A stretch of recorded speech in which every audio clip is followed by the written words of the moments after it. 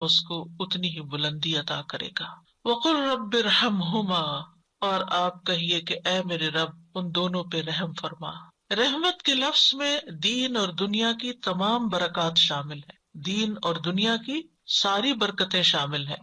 رب ارحمہما کما ربیانی صغیرا، جیسے انہوں نے مجھے بچپن میں پالا تھا، یعنی اے اللہ ان پر ایسی رحمت کر جیسے انہوں نے مجھ پر رحمت کی تھی۔ اور دوسرا یہ کہ ان پہ رحم فرما کیونکہ انہوں نے بچپن میں میری تربیت کی تھی، مجھے پالا تھا۔ یہاں انسان کو اس کی بچپن کی حالت یاد کرائی گئی ہے، کیونکہ انسان جب بچہ ہوتا ہے تو انتہائی ڈپینڈنٹ ہوتا ہے، اپنا کوئی کام خود نہیں کر سکتا، اپنے جذبات کا اظہار بھی زبان سے نہیں کر سکتا۔ تو اس طرح انسان کو اس کی کمزوری اور اس کے بچپن کی حالت یاد دلا کر اس کے دل میں شفقت پیدا کی جا رہی کہ تم بھی اپنے والدین کے لیے ایسی شفقت کا اظہار کرو۔ اور آپ دیکھیے جب اللہ سبحانہ وتعالیٰ نے حکم دے دیا اور انسان پھر بھی وہ حق ادا نہ کر سکا تو اس کو دعا سکھا دی کہ یا رب میں تو اس قابل نہیں اور میں تو ان کا حق ادا ہی نہیں کر سکتا، لہٰذا میں تجھ سے دعا کرتا ہوں کہ تو ان پہ رحم فرما، تو ان کی ساری ضروریات پوری فرما۔ اور یہ حقیقت ہے کہ ہم خود کچھ بھی کر لیں، جو ماں نے تکلیفیں اٹھائی ہماری پیدائش کے وقت ہمارے دنیا میں لانے کے لیے، ہم تو ایک حصہ بھی اس کا حق ادا نہیں کر سکتے۔ پھر جب ولادت کے دوران ایک ایک کانٹریکشن ماں نے لی، ایک ایک پین جو برداشت کی، وہ ہم ساری زندگی بھی خدمت کریں تو اس درد کو ہم محسوس نہیں کر سکتے اور اس کا بدلہ نہیں چکا سکتے۔ پھر اس کے بعد جو دودھ پلایا اور جو ہماری نجاست صاف کی اور راتوں کو ہمارے لیے جاگ جاگ کر ہماری خدمت کی اور ہمارے لیے دعائیں کی، خود بھوکے رہ کے ہمیں کھلایا، ساری ضروریات ہماری پوری کی، تو یہ سب کچھ کس بات کا تقاضا کرتا ہے کہ ہم خود یا رب حق ادا نہیں کر سکتے، تو ہی ان پر رحم فرما اور تو ہی ان کی تمام ضروریات پوری فرما۔ صحابہ کی زندگی میں ہم دیکھتے ہیں کہ وہ اپنے والدین کے لیے دعائیں کرتے ہیں۔ ہانی بنت ابی طالب کے ایک آزاد کردہ غلام ہے ابو مرہ، وہ کہتے ہیں ایک بار وہ ابو ہریرہ کے ساتھ ان کے وطن عقیق گئے جہاں سے وہ تھے۔ جب ابو ہریرہ اپنے وطن پہنچے تو بڑی اونچی آواز میں کہا اماں جان السلام علیکی ورحمۃ اللہ وبرکاتہ۔ انہوں نے جواب دیا وعلیک السلام ورحمۃ اللہ وبرکاتہ۔ پھر ابو ہریرہ کہنے لگے رحمک اللہ کما ربیتنی صغیرا، اللہ تعالیٰ آپ پر رحم فرمائے جیسے آپ نے میری بچپن میں پرورش فرمائی۔ تو والدہ نے جواب دیا فجزاک اللہ خیرا ورضی عنک کما بررتنی کبیرا، اے میرے بیٹے تمہیں بھی اللہ بہترین جزا دے اور تم سے راضی ہو جائے جیسا تم نے میرے ساتھ بڑھاپے میں نیک سلوک کیا۔ یعنی جب اولاد والدین کو دعائیں دیتی ہے تو والدین اس سے بڑھ کر دعائیں دیتے ہیں۔ یہاں بھی آپ دیکھیں ابو ہریرہ کی دعا چھوٹی ہے لیکن والدہ کی دعا بڑی ہے، فجزاک اللہ ورضی عنک، اس میں دو چیزیں آ گئیں، کما بررتنی کبیرا۔ سلف صالحین اپنے والدین کے لیے خوب خوب دعائیں کرتے تھے۔ عامر بن عبداللہ بن زبیر کہتے ہیں میرے والد فوت ہو گئے تو میں نے پورا سال اللہ سے ایک ہی دعا مانگی کہ اے اللہ میرے والد کو معاف فرما دے، یعنی مسلسل یہی دعا کرتے رہے۔ سفیان ابن عیینہ کہتے ہیں جو شخص 5 نمازیں ادا کرتا ہے گویا اس نے اللہ کا شکر ادا کیا، یعنی وہ شاکرین میں سے ہے، اور جو ہر نماز کے بعد والدین کے حق میں دعا کرتا ہے تو اس نے ان دونوں کا بھی شکر ادا کیا۔ یعنی جو شخص نماز پڑھتا ہے اور پھر نماز میں دعا کر لیتا ہے گویا وہ شکر گزاروں میں سے ہے۔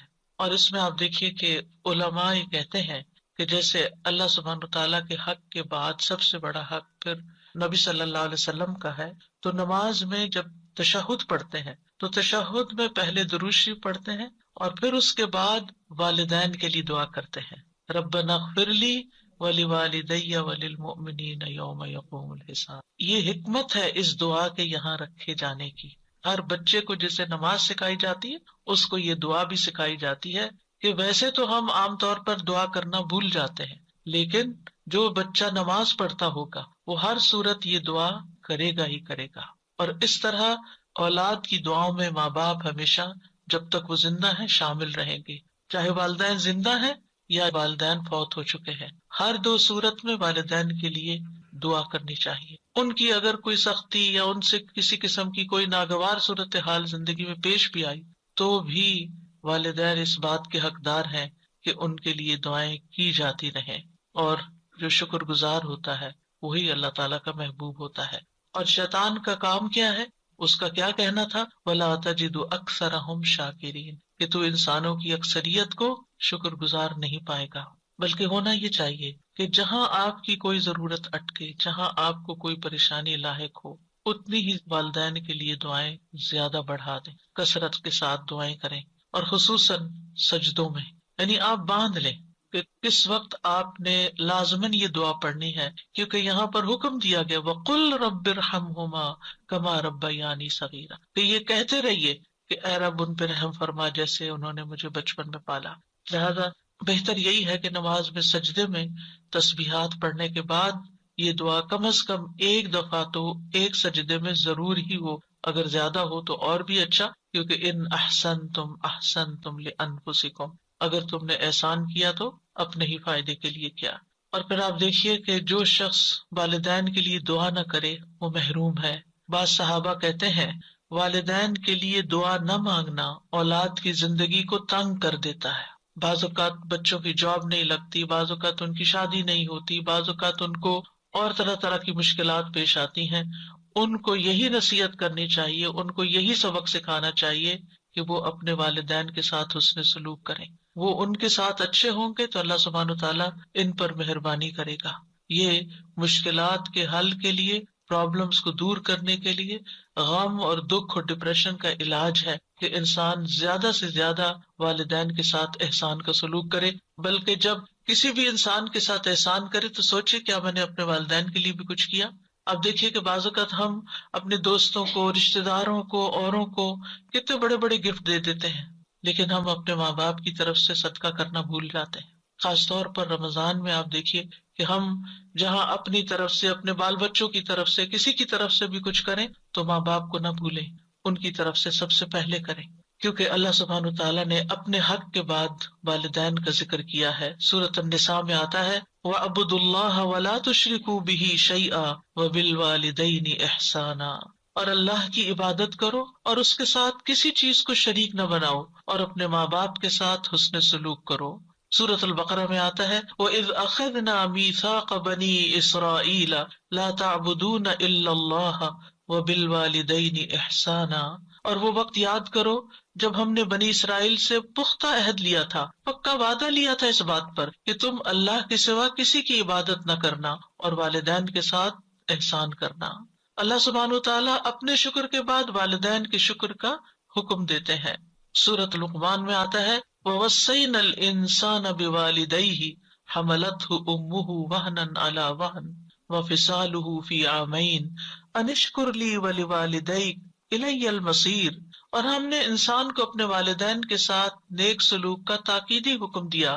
اس کی ماں نے اسے کمزوری پر کمزوری سہتے ہوئے اپنے پیٹ میں اسے اٹھائے رکھا، یعنی پریگنینسی کے دوران صحت مند سے صحت مند ماں کسی نہ کسی طرح ضرور متاثر ہوتی ہے، اور اس کے اوپر کمزوری کے پیچز آتے ہیں، اور 2 سال اس کے دودھ چھڑانے میں لگے، یعنی اپنی ہڈیوں کی کیلشیم تمہارے اندر ٹرانسفر کر دی۔ اسی لیے یہ حکم دیا کہ میرا شکر ادا کرو اور اپنے والدین کا بھی، آخر میرے ہی پاس لوٹ کر آنا، واپس تو میرے پاس آنا ہے، پھر میں تمہیں بتاؤں گا کہ تم کیا کر کے آئے ہو۔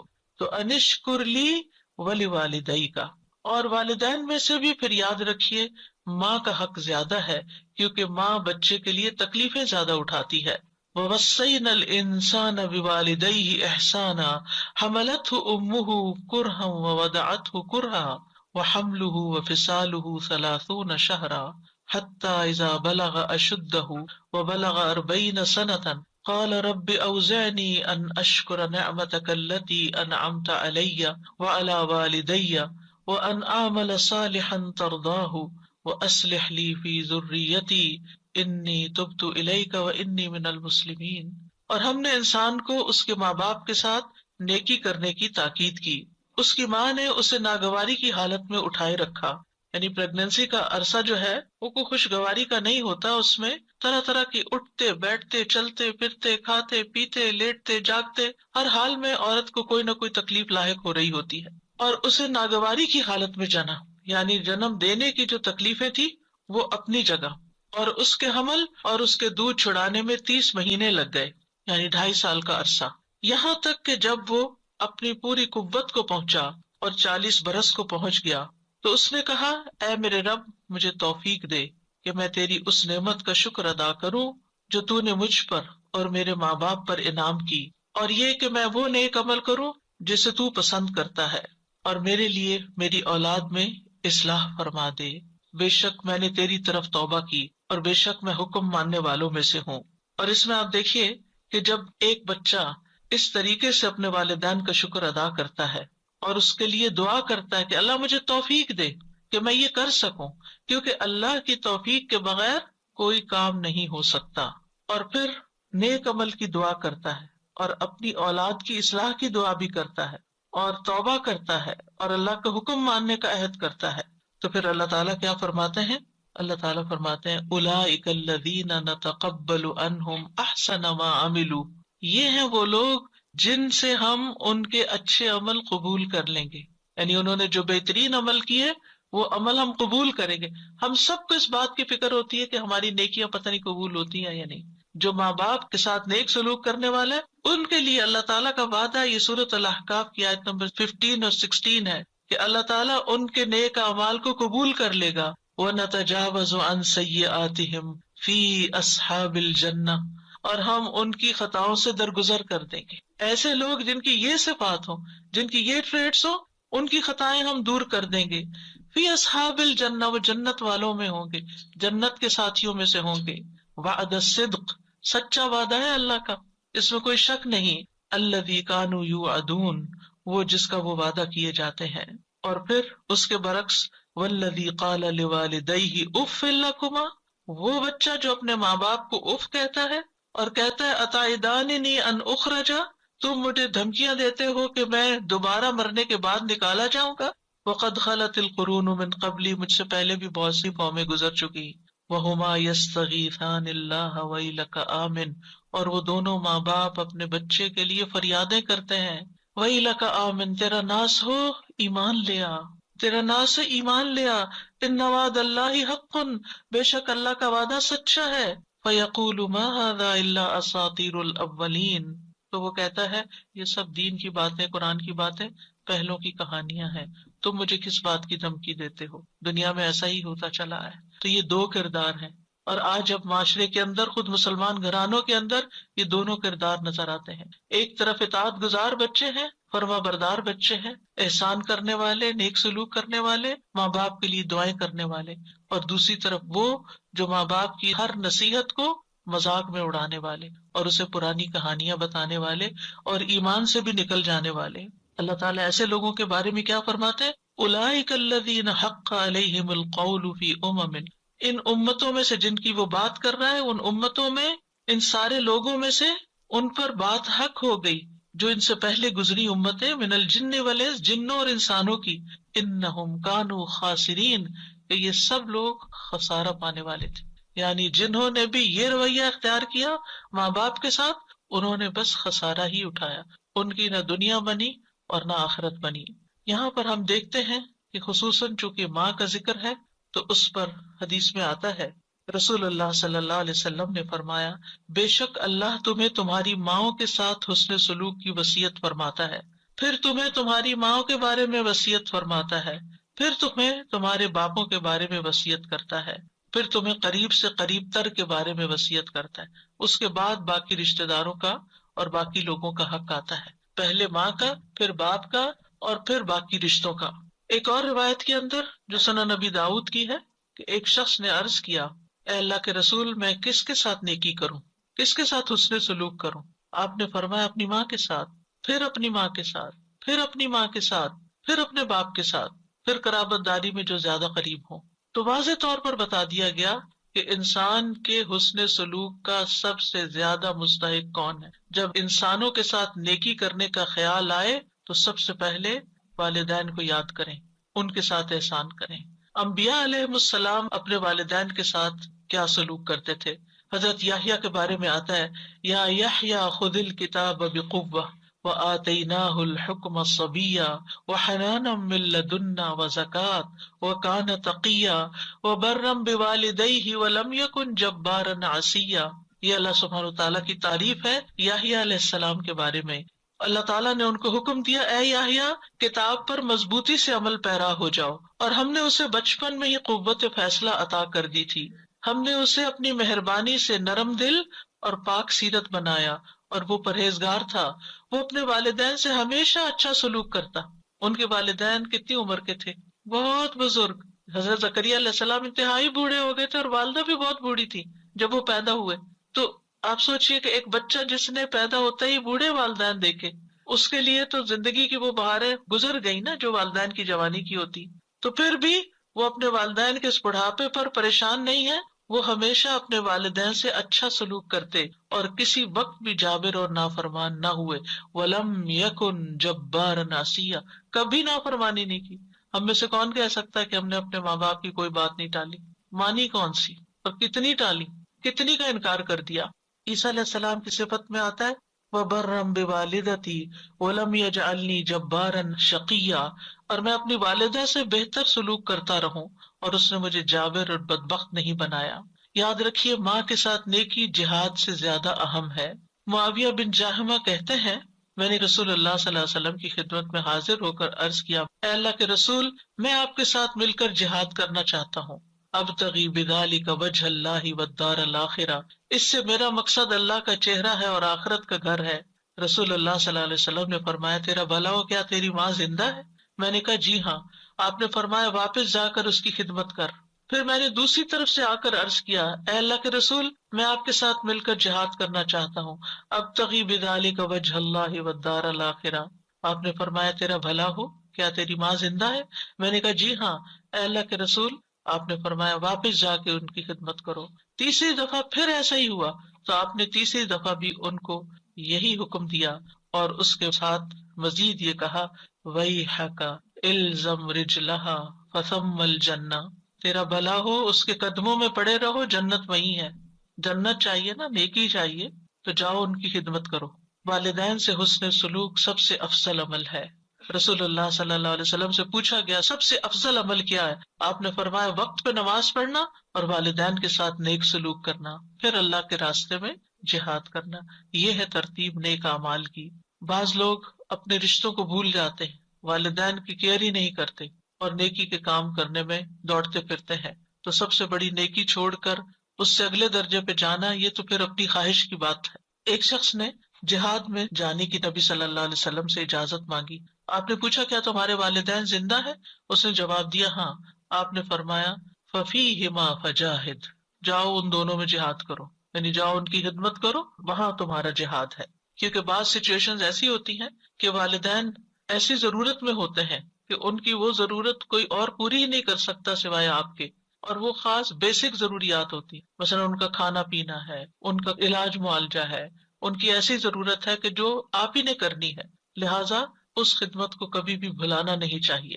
پھر اسی طرح نفل عبادت سے زیادہ والدین کا حق ہے۔ مثلا اگر والد یا والدہ کرا رہے ہیں اور ان کو کسی دوا کی ضرورت ہے، یہ جسم دبانے کی ضرورت ہے، یہ واش روم لے جانے کی ضرورت ہے بیماری کی حالت میں، اور آپ کے میں نفل پڑھ کے آؤں گی، تو یہ نفل کسی کام کے نہیں پھر آپ کے لیے۔ اس سے بہتر ہے کہ آپ نفل مؤخر کریں، اور اگر وقت نہیں تو اس وقت کو پہلے اپنے والدہ یا والد کی خدمت میں یا ان کی ضرورت پوری کرنے میں لگائیں۔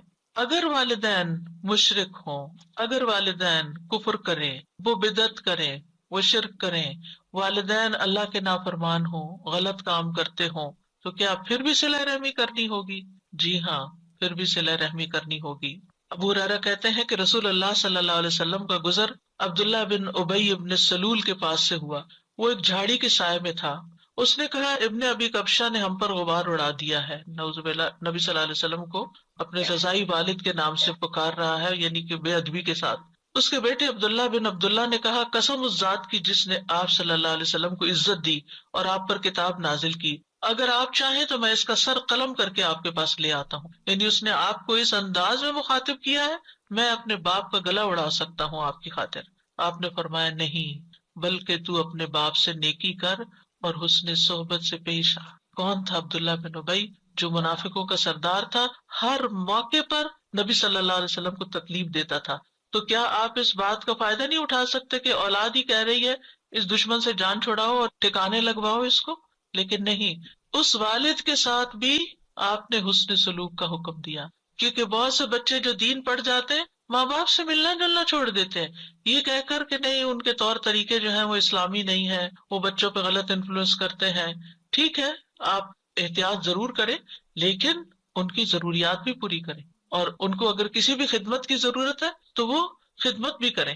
مشرک والدین کے ساتھ بھی صلہ رحمی کا حکم ہے. ہاں، اگر وہ یہ زور دیں کہ تم شرک کرو تو شرک نہیں کرنا، یہ بات ان کی نہیں ماننی، ورنہ دنیا میں ان سے اچھے طریقے سے رہنا ہے. وَإِن جَاهَدَاكَ عَلَىٰ أَن تُشْرِكَ بِي مَا لَيْسَ لَكَ بِهِ عِلْمٌ فَلَا تُطِعْهُمَا وَصَاحِبْهُمَا فِي الدُّنْيَا مَعْرُوفًا. حضرت اسماء کہتی ہیں میری والدہ جو مشرکہ تھیں میرے پاس آئیں، میں نے رسول اللہ صلی اللہ علیہ وسلم سے پوچھا کہ وہ میرے پاس کچھ مالی تعاون کی امید سے آئی ہیں، ان کو کچھ ضرورت ہے، کیا میں اپنی والدہ کے ساتھ صلہ رحمی کر سکتی ہوں؟ یعنی وہ شرک پر ہے لیکن مجھ سے کچھ پیسے چاہتی ہیں. آپ نے فرمایا ہاں، اپنی والدہ کے ساتھ صلہ رحمی کرو.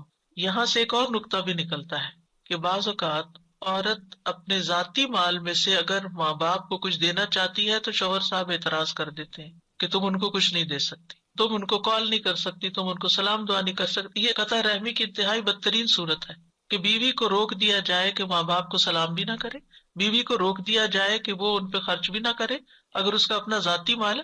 ٹھیک ہے، اگر شوہر کا مال ہے تو شوہر سے پوچھنا ہوگا، لیکن اگر اس کا اپنا ذاتی مال ہے، کوئی ذاتی چیز ہے، کوئی اس کے کپڑے ہے، جیولری ہے، کوئی کیش ہے، وہ اپنی والدہ کو دینا چاہتی ہے تو اس کو اسلام نے کھلی اجازت دی ہے کہ وہ ان کو دے سکتی. یہاں آپ دیکھیں نبی صلی اللہ علیہ وسلم حضرت اسماء کو اجازت دے رہے ہیں کہ وہ اپنی مشرک والدہ کے ساتھ حسن سلوک کریں، ان کو مال دیں. تو پھر مسلم والدین کا کتنا حق ہوگا. اور پھر اگر کسی بھی وجہ سے عورت ہو یا مرد، یہاں حضرت اسماء ایک عورت ہے اور وہ اپنی والدہ کو دینا چاہتی ہیں تو ان کو اجازت دی گئی. اس لیے مرد حضرات کو ایسی پابندیاں نہیں لگانی چاہیے کہ جس میں وہ قطع رحمی کروائیں اور خود بھی گناہ گار ہوں اور بیوی کو بھی گناہ گار کریں، کیونکہ والدین کے حقوق کا بدلہ کبھی بھی چکایا نہیں جا سکتا، چند سکوں کے ساتھ نہیں چکایا جا سکتا، تھوڑا سا مال دے کے نہیں چکایا جا سکتا. ابو ہریرہ کہتے ہیں رسول اللہ صلی اللہ علیہ وسلم نے فرمایا بیٹا اپنے والد کے احسانات کا بدلہ نہیں چکا سکتا سوائے اس کے کہ وہ اسے غلام پائے پھر اسے خرید کر آزاد کر دے، یعنی پھر والد کا بدلہ ہو سکتا ہے. والدین سے اس سلوک کا فائدہ ہمیں خود ہی کو پہنچتا ہے، اور اس میں سب سے پہلی چیز تو گناہوں کی بخشش ہے، جیسے سورۃ الاحقاف کی آیت نمبر 15 سے 18 تک میں نے آپ کے سامنے رکھی کہ جو لوگ اپنے والدین کے ساتھ حسن سلوک کرتے ہیں ہم ان کے اچھے عمل قبول کر لیتے ہیں اور ان کی برائیوں سے درگزر کرتے ہیں، جنت والوں میں سے ان کو کر دیتے ہیں سچے وعدے کے مطابق جو ان سے کیا جاتا ہے. پھر عمر میں برکت اور رزق میں اضافہ ہوتا ہے. کون نہیں چاہتا کہ اس کی عمر میں برکت ہو یا رزق میں اضافہ ہو؟ ہر ایک چاہتا ہے. لہٰذا اگر کوئی یہ چاہتا ہے کہ اس کا بزنس فلرش کرے، اس کی جاب اچھی ہو جائے، اس کے انویسٹمنٹس میں زیادہ انکم ہو، تو اس کو چاہیے کہ ماں باپ کے ساتھ حسن سلوک کرے، ان کا دل راضی کرے، ان کی بات مانے، ان کو خوش کرے. نبی صلی اللہ علیہ وسلم نے فرمایا جس شخص کو یہ بات پسند ہو کہ اس کی عمر میں برکت اور رزق میں اضافہ ہو جائے، یہاں اضافہ ان یزاد لہ فی رزقی، رزق زیادہ ہو جائے، اسے چاہیے کہ اپنے والدین کے ساتھ نیکی کرے اور ان کے ساتھ صلہ رحمی کیا کرے، یعنی ان کے ساتھ تعلق قائم رکھے، رشتہ جوڑ کر رکھے. والدین کی خدمت کا ایک اور فائدہ کیا ہے کہ والدین کے قدموں کے نیچے جنت ہے. والدین سے حسن سلوک جنت میں داخلے کا باعث ہے. حضرت عائشہ کہتی ہیں کہ رسول اللہ صلی اللہ علیہ وسلم نے فرمایا میں جنت میں داخل ہوا تو وہاں قرآن کی تلاوت کی آواز سنائی دی. میں نے پوچھا یہ کون ہے؟ جنت میں تلاوت. مجھے بتایا گیا یہ حارثہ بن نعمان ہے. رسول اللہ صلی اللہ علیہ وسلم نے ان سے کہا یہی نیکی ہے، یہی نیکی ہے.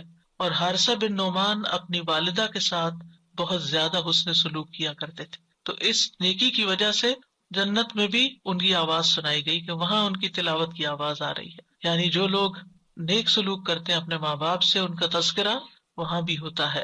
اور اس کے برعکس والدین سے نافرمانی کے نقصانات کیا ہے؟ سب سے پہلے یہ کہ یہ تو ہے ہی حرام کاموں میں سے. نبی صلی اللہ علیہ وسلم نے فرمایا اللہ نے تم پر ماؤں کی نافرمانی کو حرام قرار دیا ہے. کبیرہ گناہ ہے والدین کی نافرمانی. نبی صلی اللہ علیہ وسلم سے کبیرہ گناہوں کے بارے میں پوچھا گیا تو آپ نے فرمایا اللہ کے ساتھ کسی کو شریک ٹھہرانا اور ماں باپ کی نافرمانی کرنا۔ والدین کی نافرمانی کرنے والا ملعون ہے۔ رسول اللہ صلی اللہ علیہ وسلم نے فرمایا اللہ ایسے شخص پر لعنت کرے، یعنی وہ رحمت سے دور ہو جائے، جس نے اپنے والدین کی نافرمانی کی، یعنی ایک جائز بات نہیں مانی یا ان کو گالی دی، برا بھلا کہا۔ والدین کے نافرمان کی کوئی عبادت قبول نہیں ہوتی۔ رسول اللہ صلی اللہ علیہ وسلم نے فرمایا 3 لوگ ہیں جن کی نہ فرض عبادت قبول ہوتی ہے نہ نفل قبول ہوتی ہے، ان میں سے ایک والدین کا نافرمان اور بد سلوک، یعنی بات بھی نہیں مانتا اور سلوک بھی اچھا نہیں کرتا۔ دوسرے احسان جتانے والا،